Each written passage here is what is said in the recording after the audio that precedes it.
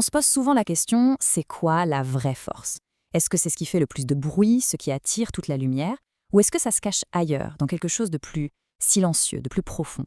Aujourd'hui, on va creuser cette idée, en s'inspirant d'une sagesse ancienne tirée du Coran, pour essayer de faire le tri entre ce qui claque et ce qui dure. C'est vrai, on est sans arrêt sollicité par ce qui brille, ce qui crie le plus fort. Mais cette impression de puissance, est-ce qu'elle est réelle?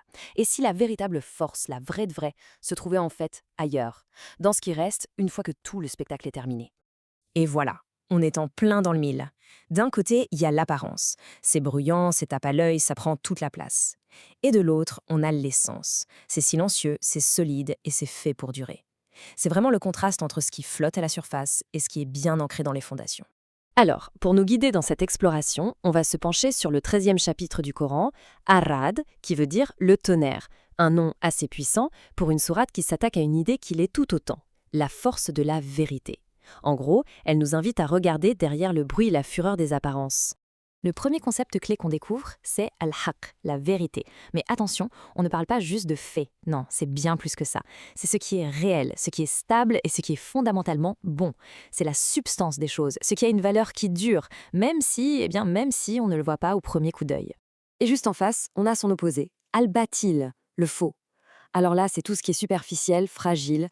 Ça peut faire un bruit pas possible, briller de mille feux, mais au fond, il n'y a rien. C'est un peu comme l'écume sur une vague, c'est super impressionnant pendant une seconde, et la seconde d'après, pouf, ça a disparu. D'accord, mais où est-ce qu'on trouve la preuve de cette vérité? Eh bien, la sourate nous dit de commencer par lever les yeux. L'univers, avec son ordre impeccable, sa grandeur silencieuse, ce serait le tout premier témoin de cette réalité stable qui est à la base de tout. Cette citation, elle est assez frappante.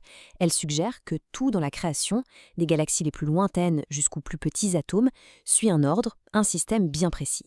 Cette harmonie universelle est en fait présentée comme la preuve d'une vérité fondamentale qui régit toute l'existence. Après avoir regardé l'infiniment grand, la sourate nous ramène à nous-mêmes. Parce que pour percevoir cette vérité cosmique, on a été doté d'un outil assez extraordinaire, notre intellect. La capacité de raisonner, ici, c'est vraiment essentiel. Il ne s'agit pas du tout d'une foi aveugle. Au contraire, c'est un appel à utiliser notre intelligence pour démêler le vrai du faux. Et ce qui est intéressant, c'est que la sourate fait même un lien entre le déclin de certaines civilisations et leur refus de voir les signes qui étaient pourtant là, juste sous leurs yeux.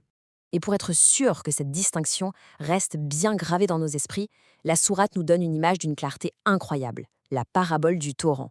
C'est une métaphore toute simple, mais qui rend une idée abstraite super concrète. Alors, imaginez un torrent qui dévale une pente.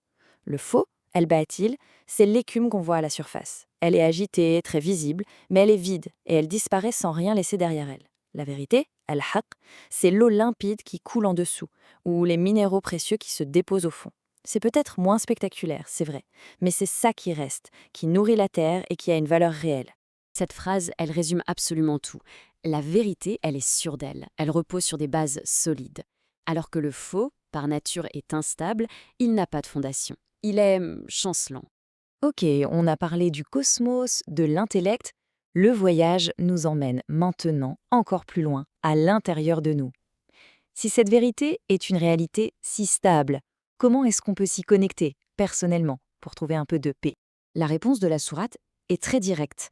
La tranquillité du cœur, on la trouve dans l'évocation de Dieu, dans cette connexion à la réalité ultime. L'effet serait d'ailleurs si profond que même des personnes qui ne sont pas croyantes pourraient ressentir un apaisement en écoutant la récitation du Coran.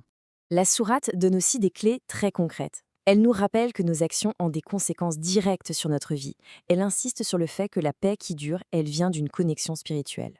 Et enfin, elle souligne l'importance de la langue arabe pour vraiment saisir toute la profondeur du texte d'origine. Tout ça, ça nous ramène à notre monde aujourd'hui. Dans ce flot permanent de bruit, d'opinions, de tendances qui durent 5 minutes, faire la différence entre l'écume et la substance, ça n'a jamais été aussi important. La question reste entière. Où est-ce qu'on cherche ce qui est réel, ce qui a une valeur qui dure? Cette sagesse ancienne nous rappelle que la réponse, elle se trouve rarement à la surface.